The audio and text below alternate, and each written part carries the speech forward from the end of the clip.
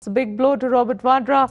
The Supreme Court has in fact dismissed his plea, the IT probe against the firm, of course, that was related to Robert Vadra. That's the information we are getting from the Supreme Court right now, that the IT firm linked to Vadra, that probe, of course, will continue. The probe will not be halted. Remember, Vadra had gone to the court asking for this probe to be stopped, and that is not going to happen now. The investigation will continue.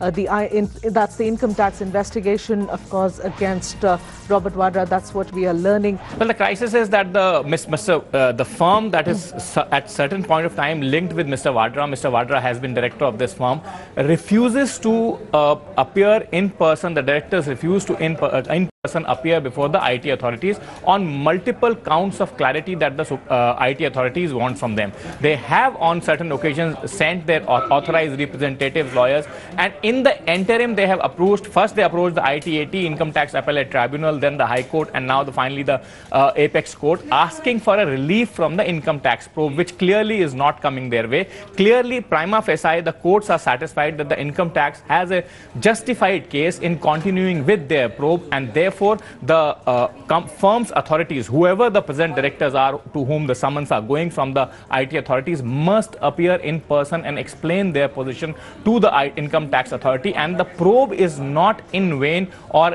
as part of a political vendetta, as has been claimed in certain quarters, particularly by the Congress party. So clearly the top court and the higher courts also prior to that, after the Income Tax Appellate Tribunal, finding enough merit in the probe, the guilt, of course, or the income taxes compoundable charges will of course be levied by the tax authorities once they complete their probe process.